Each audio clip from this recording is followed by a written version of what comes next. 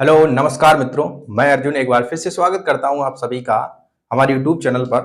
हर रोज की तरह आज भी एक छोटा सा टॉपिक लेकर के आए, क्लास 12 फिजिक्स चैप्टर नंबर 3। इसमें से आपने जैसा पिछला वीडियो देखा होगा जिसमें हमने प्रतिरोधों का संयोजन पढ़ा हुआ था, श्रेणी क्रम समांतर क्रम, उसी के आगे का टॉपिक एक छोटा सा टॉपिक इसमें हम पढ़ने वाले हैं विद्युत सेल, और उससे संबंधित सभी जो आपकी डेफिनेशन छोटी छोटी परिभाषाएं हैं उनको जानेंगे। विद्युत सेल क्या होता है, ये कितने प्रकार का होता है, या इससे जुड़ा जो विद्युत सेल का विभवांतर होता है वो क्या होता है, और जो विद्युत सेल का विभवांतर है उसमें भी विभव पतन पढ़ते हैं। ठीक है, और विभव पतन के साथ टर्मिनल विभवांतर पढ़ते हैं। ये सारी की सारी चीजें आप इस वीडियो में जानने वाले हैं। विद्युत सेल से संबंधित जो भी छोटी छोटी परिभाषाएं बनती हैं उन सभी के बारे में बात करेंगे, कुछ सूत्रों के बारे में बात करेंगे आज के इस वीडियो में। चलिए आइए वीडियो शुरू करते हैं, लेकिन उससे पहले एक छोटी सी रिक्वेस्ट है, अगर आप चैनल पर नए हैं तो कृपया करके चैनल को सब्सक्राइब कर लीजिए, और यदि पहले से जुड़े हुए हैं तो ज्यादा से ज्यादा लोगों के पास शेयर करें। चलिए आइए वीडियो को शुरू करते हैं और आगे बढ़ते हैं आज के टॉपिक के लिए। आज का टॉपिक जैसा मैंने बताया कि विद्युत सेल के बारे में पढ़ेंगे। सबसे पहले जानते हैं विद्युत सेल क्या होता है। देखिए, विद्युत सेल एक ऐसी युक्ति होती है, एक ऐसी प्लान किया हुआ आपका एक ऐसा बोल सकते हैं एक प्रयोजन होता है, एक ऐसी योजना होती है जिसमें क्या किया जाता है, रासायनिक ऊर्जा को एकत्रित किया जाता है, रासायनिक ऊर्जा को इकट्ठा किया जाता है और उसके द्वारा विद्युत ऊर्जा प्राप्त की जाती है। ठीक है, तो यही विद्युत सेल की परिभाषा है।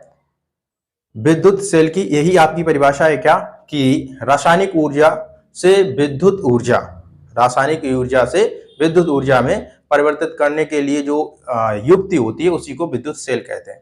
ठीक है, तो ये परिभाषा को देखेंगे आप क्या, यदि एक सॉरी यह एक ऐसी युक्ति है जो रासायनिक ऊर्जा को विद्युत ऊर्जा में बदल कर या बदलती है, या बदलकर परिपथ में जो भी आपका परिपथ होगा ना उस टाइम, उसमें क्या करता है, आवेश या धारा के प्रवाह को निरंतर बनाए रखती है। क्या होता है, यह एक ऐसी युक्ति होती है जो रासायनिक ऊर्जा को विद्युत ऊर्जा में बदलती है, और जो परिपथ होता है उसमें आवेश का प्रवाह या धारा का प्रवाह लगातार बनाए रखती है। इसी को बोला जाता है विद्युत सेल। ये दो टाइप के होते हैं सेल, विद्युत सेल दो प्रकार के होते हैं। आपने देखा होगा कि अगर सेलों को अगर आपने देखा है तो एक सेल वो होते हैं जो एक बार आप यूज कर लेते हैं, उनको दोबारा में यूज नहीं कर सकते हैं। ठीक है, जो आपके जैसे बैटरी सेल होता है, ठीक है, और भी जो छोटे छोटे डिवाइस होती है उनमें सेल होती है, तो उसको बोला जाता है आपके विद्युत सेल। ठीक है, और दूसरा सेल वो प्रकार का होता है जिसे हम लोग बैटरी बोलते हैं, बैटरी बोलते हैं। ठीक है, जैसे मोबाइल का बैटरी जो होता है, और भी उपकरणों में ऐसे जो होते हैं आपके सेल, उनको बोलते हैं बैटरी, जिसको हम बोलते हैं वो होता है द्वितीयक सेल। आपका दूसरा सेल एक टाइप उसका ये होता है। तो कुछ सेल आपके ऐसे होते हैं जिनको क्या करते हैं, आप एक बार यूज करके पुनः चार्ज कर सकते हैं और फिर से यूज कर सकते हैं, फिर चार्ज कर सकते हैं, फिर यूज कर सकते हैं, ये होता है उसमें। लेकिन एक सेल आपके वो होते हैं जो आप एक बार यूज कर लेंगे उसको दोबारा से यूज नहीं कर सकते। उनको दो टाइप आपके ये होते हैं। तो उसमें वही टाइप पढ़ते हैं प्राथमिक सेल, द्वितीयक सेल। प्राथमिक सेल में वो सेल पढ़ते हैं जिनको एक बार यूज करके दोबारा यूज नहीं किया जा सकता है। द्वितीयक सेल में वो पढ़ते हैं जिन्हें बार बार यूज किया जा सकता है। ठीक, तो देखेंगे यहां लिख सकते हैं क्या, ये दो प्रकार के होते हैं, ये दो प्रकार के होते हैं, दो प्रकार के होते हैं। ठीक है, एक तो प्राथमिक सेल और द्वितीयक सेल। ठीक, प्राथमिक सेल क्या होते हैं, प्राथमिक सेल वे सेल होते हैं जिनको हम क्या करते हैं, एक बार यूज करने के बाद दोबारा यूज नहीं कर सकते। ठीक है, जैसे लिखेंगे इसमें आप, हाँ ये लिख सकते, ये सेल एक बार प्रयोग करने के बाद पुनः प्रयोग में नहीं आते हैं, प्रयोग में नहीं आते हैं, नहीं आते हैं। ठीक है, नहीं आते।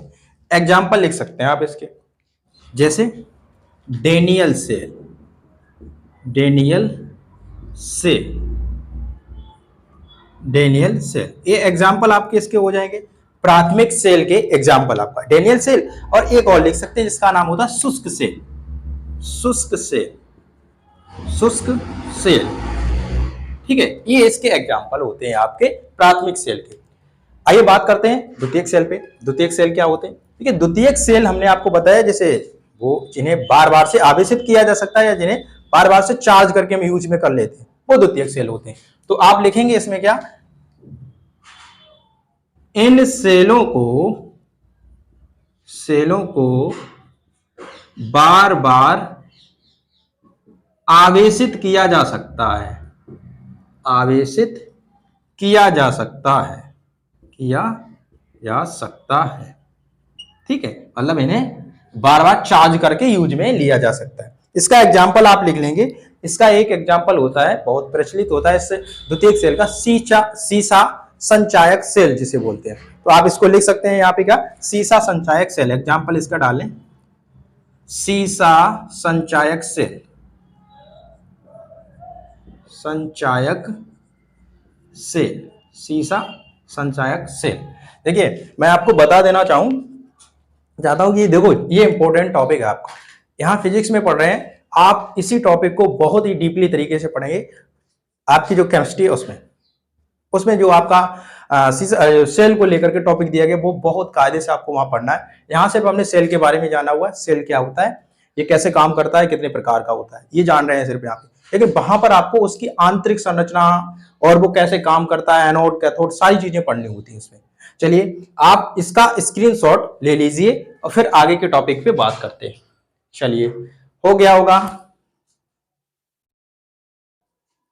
हाँ देखिए अगला टॉपिक इसमें आपका है सेल का विद्युत वाहक बल।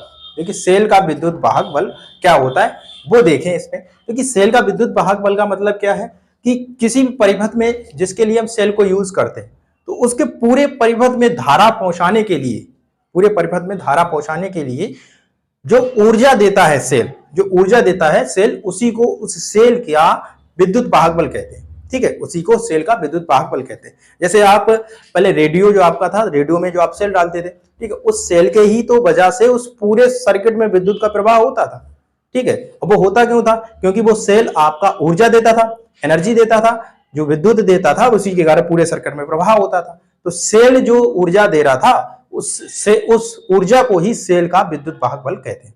ठीक है, तो वही आपकी परिभाषा है। आप देखेंगे जरा इसे, क्या, एकांक आवेश को संपूर्ण परिपथ में प्रवाहित करने के लिए, एकांक आवेश भाई सेल द्वारा दिया गया जो आवेश होगा वो उसी को संपूर्ण परिपथ में प्रवाहित करने के लिए सेल द्वारा दी गई ऊर्जा को उसका विद्युत वाहक बल कहते हैं। मतलब सेल का ही विद्युत वाहक बल कहते हैं। अब आप इसमें लिख सकते हैं क्या, इसे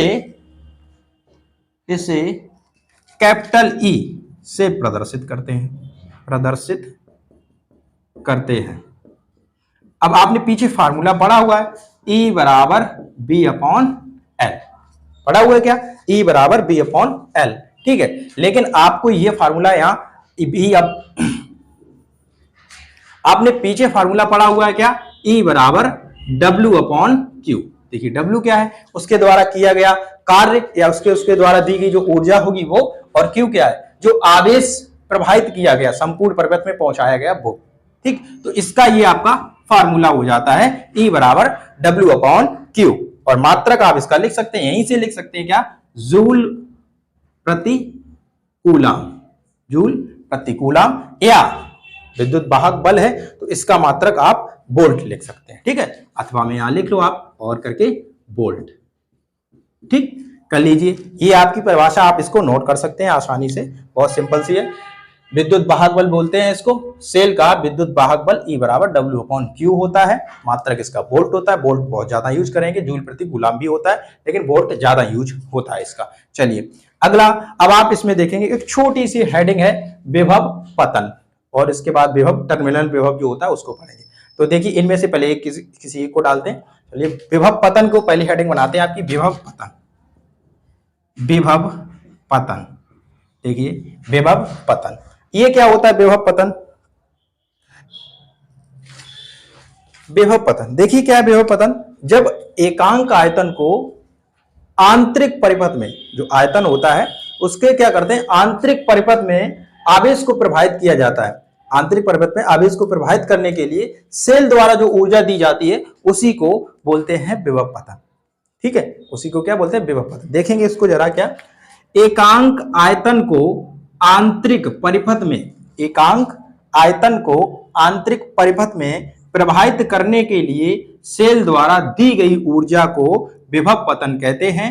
इसे बी डैश से प्रदर्शित करते हैं,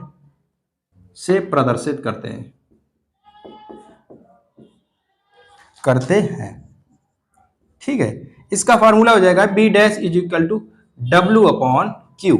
लेकिन ये जो ऊर्जा दी गई किसकी, इंटरनल वाली है, आंतरिक जो परिपथ में दी गई है वो वाली ऊर्जा है। तो आप इसे लिख लेंगे B dash is equal to W upon Q, लेकिन डब्ल्यू के साथ में लिख लेंगे आंतरिक या इंटरनल। ठीक है, उसको लिख लेंगे। ठीक, ये आपका हो जाएगा विभव पतन। इसका आप स्क्रीनशॉट ले लीजिए। फिर इसके बाद एक छोटा सा टॉपिक और है आपका, जो जिसे बोलते हैं टर्मिनल विभवांतर, उसको देखते हैं, फिर आगे की बात करेंगे इसमें। चलिए, हो गया होगा आपका स्क्रीनशॉट।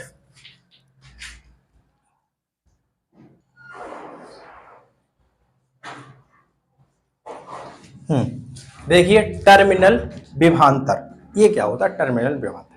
देखिए, जब आप दो बिंदुओं के बीच में एकांक आवेश को प्रभावित किया जाता है, जब दो बिंदुओं के बीच में एकांक आवेश को प्रभावित किया जाता है तो उसको प्रभावित करने के लिए जो कार्य करना पड़ता है उसी को टर्मिनल विभवांतर कहा जाता है।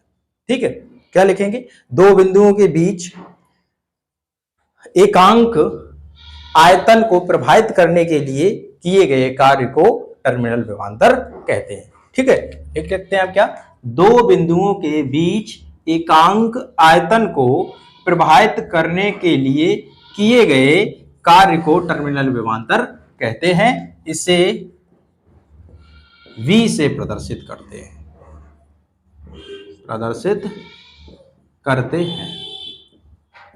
ठीक है, तो इसका एक फार्मूला लिख लेंगे। इसका फार्मूला बनता है आपका क्या, वही B बराबर W अपॉन Q होता है। ठीक है, W अपॉन Q होता है। लेकिन इसमें जो आपका W है वो, जैसे आपने विभव पतन में आंतरिक W दिखाया था, कार्य दिखाया था, इसमें यह क्या होता है, बाह्य होता है। ये एक्सटर्नल यहां लिख लें आप, यहाँ कोष्टक में, या बाह्य, W बाह्य अपॉन में Q लिख लें। ये इसका फार्मूला हो जाएगा आपका। सेल से संबंधित आज के इस टॉपिक में आपने बहुत कुछ सीखा होगा, जाना है इसमें सेल क्या होते हैं, सेल का विद्युत वाहक बल क्या होता है, और सेल से संबंधित और थोड़ी सी परिभाषाएं, जैसे आपका टर्मिनल विभवांतर होगा, विभव पतन होगा, ये सारी परिभाषाएं छोटी परिभाषाएं थी आपने जो देखी हुई हैं, इसमें आपको समझ में आई होंगी, आशा करते हैं हम, और सारी चीजें आपको बाकायदा अच्छे से समझ में आई होंगी। फिलहाल आज का इस टॉपिक को जो कंप्लीट हुआ यहीं पे, आज यहीं समाप्त करते हैं इस वीडियो को, और मिलेंगे आपसे एक नए वीडियो में नए टॉपिक के लिए। और तब तक आप लोग अगर चैनल पे नए होते हैं, जो लोग नए आते हैं, वो कृपया करके चैनल को सब्सक्राइब कर लिया कर लें, और जो पहले से जुड़े हुए हैं वो ज़्यादा से ज़्यादा लोगों के पास शेयर किया करें, और ज़्यादा से ज़्यादा लोगों के पास जानकारी पहुंच सके, इसलिए। फिलहाल आज का टॉपिक यहीं समाप्त होता है, आज का वीडियो यहीं समाप्त होता है, और मिलेंगे आपसे एक नए वीडियो में नए टॉपिक के साथ। तब तक के लिए धन्यवाद।